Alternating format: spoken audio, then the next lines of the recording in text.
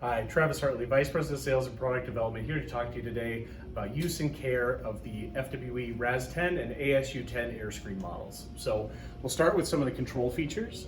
So as you can see, to power the unit on, just hit here the power button.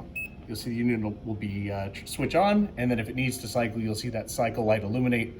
As the compressor kicks on, the unit begins to cool. So the temperature recall button, you can see here, it's showing now the actual temperature inside the cavity. The default from the factory is to show the set point. Now, if you did want to change that and have it display the actual all the time, just press and hold the temperature recall button. And now it's defaulting to actual. Reset that.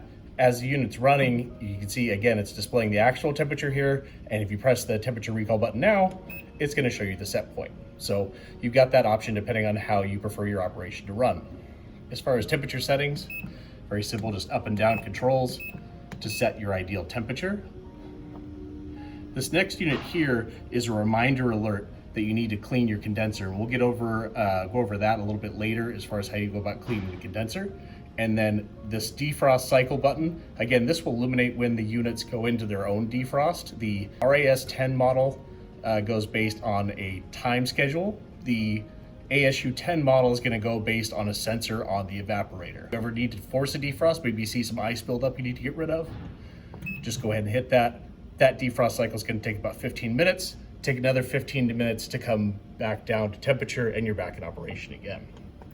And I hit it again just to cancel it. You'll see it's going to count down. Then it's going to go right back into standard operation. Now that we're done talking about the controls, let's talk about just some good general practice for air screens in general, not just the FWE model, but really any air screen.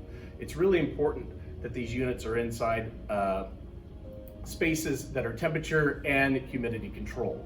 So if you can keep the temperature below 80 Fahrenheit and the relative humidity below 45%, you're going to get your absolute best performance. It's also very important to make sure that these units are located at least 6 feet away from any equipment like a combi oven or heated wells that are going to produce a lot of steam, just because again, that additional humidity is going to adversely affect the duration you can have your door open for. So you want to make sure you're keeping that away from those types of pieces of equipment.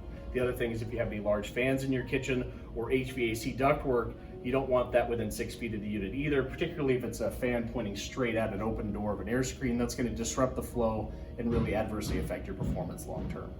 So just make sure that you're keeping those things in mind when you're placing the unit inside your kitchen. In both models, you've got 10 sheet pan capacity. So you can see we've got all of our 10 sheet pans here. It's really important that you keep these sheet pans pushed all the way back during operation.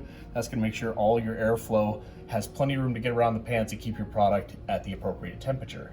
So if you have to pull out some product or pull out a pan to grab some product off the back, that's fine. Just make sure you shove it back in. If you have taller product and need to remove a pan, again, also fine. You just want to have as many of the pans in the cavity as possible for maximum performance. When you're loading product, make sure you keep everything inset from the wall slightly, again, just so your airflow has an opportunity to get around your product and keep it all within HACCP guidelines. Keep an eye on your gasket.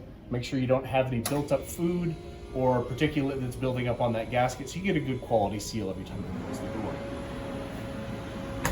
Earlier, we had referenced this condensing coil maintenance light. So if you do see that illuminate, what you do is head down here to the bottom of the unit and just take this cover panel off. Use a shop vac or any sort of handheld vacuum to get any dust that might accumulate here on the coil. Once you've done that, just replace this plate. Once you've replaced the plate, go ahead and hit that indicator light, and that will reset the time cycle for the next appropriate interval. If you do have any parts needs or need to schedule service, look at our service parts quick reference guide here. Top 10 serviceable components broken down by part number and description are here in a list. You can scan this QR code and go to a live site to be able to order those parts or order them from a part supplier in your area.